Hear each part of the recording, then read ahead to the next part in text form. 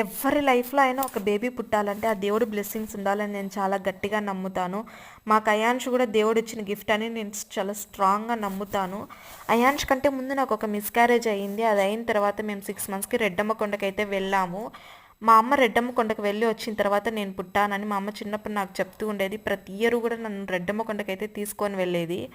ఈ రెడ్డమ్మ కొండ వచ్చేసి అన్నమయ్య డిస్టిక్ గుర్రంకొండ మండలం చెర్లోపల్లి దగ్గర అయితే ఉంటుంది. ఇక్కడికి చాలామంది భక్తులు అయితే వచ్చి ముడుపులు కట్టి దేవుడిని మొక్కుంటారు సంతానం కావాలని. ప్రతి ఒక్కరికి ఆ దేవుడు అయితే సంతానం ఇచ్చారు.